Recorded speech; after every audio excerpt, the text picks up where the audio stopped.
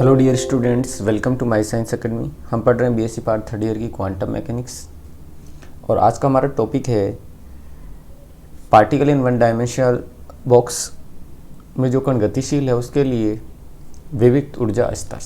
तो स्टार्ट करते हैं।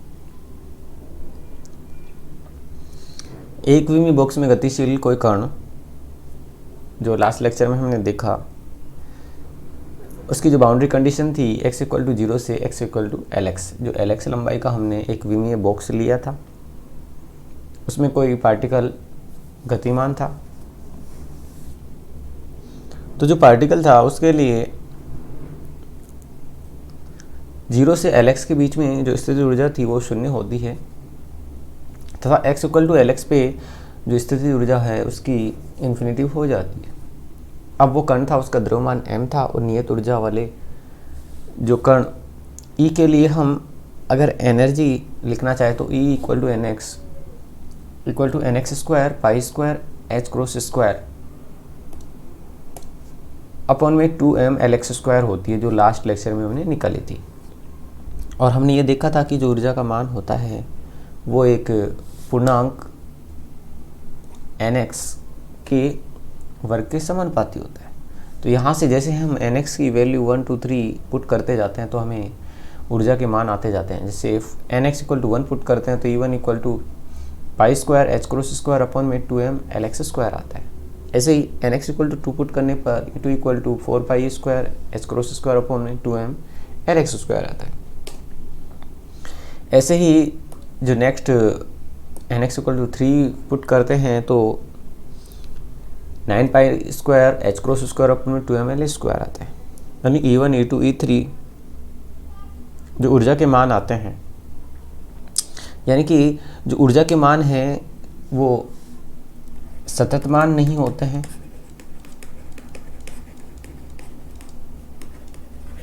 और ये जो इन कणों की ऊर्जा है वो, इनसे ये पता चलता है कि इस बॉक्स में इस कण के पाए जाने की प्रायिकता है।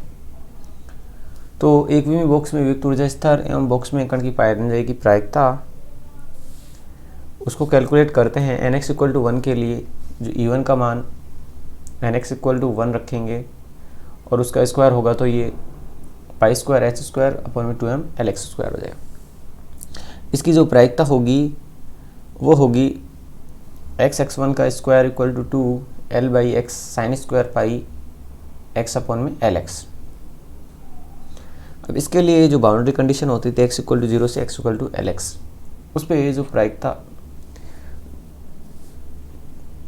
के जो स्क्वायर का मान है वो 0 होता है।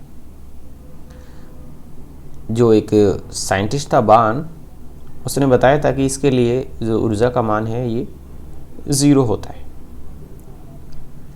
अब यहाँ से हम एक वैल्यू ले रहे हैं कि x इक्वल टू LX है, यानी कि जब पार्टिकल x इक्वल टू 0 और x इक्वल टू LX के बीच में कहीं स्थित है तो उस कंडीशन में क्या होगा, जो x स्क्वायर यानी कि जो प्रायिकता का मान है, यानी कि जब ये हिस्सा मेरा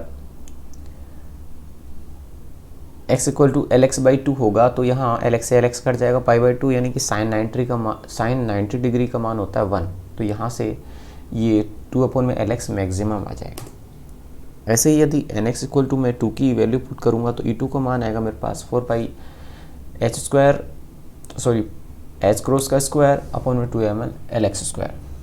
और ये जो वैल्यू होती थी, ये वैल्यू मेरी E1 के बराबर होती थी, तो इसमें मैंने 4E1 कर दिया। अब जो प्रायिकता फलन है उसका मान होगा, यहाँ जो nx होता था उसकी जगह हमने 2 पुट कर दिया तो 2 पाई x अपॉन में LX, इक्वेशन 2 आ जाती है। अब इसमें boundary condition x equal to 0 और x इक्वल टू LX है। अब जो पार्टिकल x इक्वल टू यदि किसी डिस्टेंस L पे हो तो जब x equal to L put करेंगे यहाँ तो ये LX से LX कट जाएगा। तो इस कंडीशन में भी जो साइन 2 पाई है उस पर इसका मान 1 आ जाएगा, यानी कि ये सा 1 हो जाएगा। तो ये मेरे पास आएगा 2/LX मैक्सिमम। ऐसे NX = 3 के लिए निकालें तो E3 = 9 pi square H cross square और 2mL स्क्वायर = 9 E1 होगा। अब जो इसके लिए प्रायिकता घनत्व की वैल्यू काउंट करें तो जो ये n होता था इसकी जगह 3 होगा, यानी 3πx/LX। Equation third. अब जो नेक्स्ट इसके लिए x = 0 x = LX3,